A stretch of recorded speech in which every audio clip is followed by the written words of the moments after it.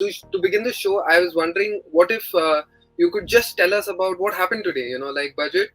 आपको क्या लगता है बजट पे आज क्या ओपिनियन हो रहा था? आपको क्या लगता है कि बजट में क्या सीन है हमारे लिए? Is there an opportunity? Is there somewhere that we have to be very careful about?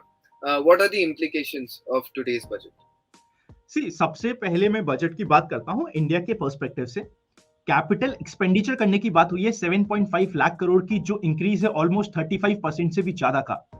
हमें क्या होता है जब हम 7.5 लाख करोड़ की बात करते हैं, हमें समझ नहीं आता कि ये फिगर कितना बड़ा है। पर जब अभी आज के दिन हम जब यूएस का कैपिटल एक्सपेंडिचर देखते हैं ना, that is also around 10 lakh crore, और India is talking about doing a physical capital expenditure of 7.5 lakh crore. तो इंडिया की ग्रोथ स्टोरी ये बहुत इंप्रेसिव लगती है। साथ ही साथ इस बजट में बात करें ना, सबसे पहले बजट ने बहुत फोकस किया इंक्लूसिव डेवलपमेंट में, कि सिर्फ अर्बन एरिया नहीं, रूरल एरिया भी डेवलप होने चाहिए।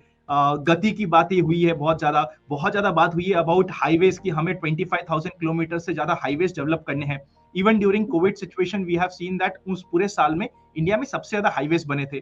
सो हमने डेवलपमेंट की बात करी है, इंक्लूसिव डेवलपमेंट की बात करी है, हमने प्रोडक्टिव एनहांसमेंट की बात करी है कि 5G नेटवर्क आएगा हमारे पास। अगर आप कंपनी शट करना चाहते हो, हम आपको जल्दी से करने देंगे, आपको प्रोसेस हम बहुत क्विक कर देंगे। एनर्जी ट्रांसमिशन की बात करी है कि अगर आप ऑल्टरनेटिव एनर्जी यूज करेंगे, बिकॉज हमने देखा है कि चाइना में बिकॉज ऑफ एनर्जी थिंग काफी दिक्कतें आ रही है। अभी से हमने फोकस किया है कि अगर आप ऑल्टरनेटिव एनर्जी यूज करोगे हम आपको रिबेट्स देंगे। सो ओवरऑल बात करी जाए, कंप्लीटली ग्रोथ बजट है और इंडिया के पर्सपेक्टिव से बहुत अच्छा है।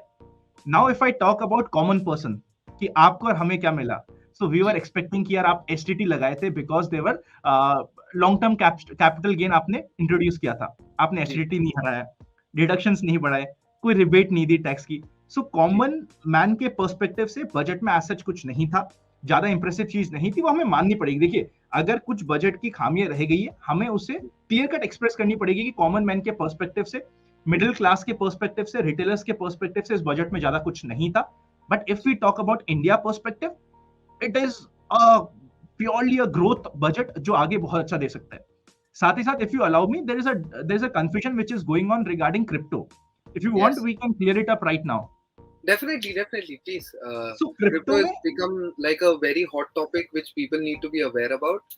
And so basically क्रिप्टो के टैक्सेशन में बात हुई है कि 30%, and many people are assuming कि बिकॉज 30% का टैक्स लग गया है, गवर्नमेंट ने ये बोल दिया कि भाई ये लीगल है। गवर्नमेंट ने अभी तक ऐसा कुछ नहीं बोला है।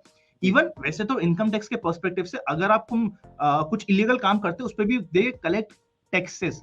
सो taxation is different thing and legal और not legal is different matter, दोनों को डिफरेंट रखना पड़ेगा।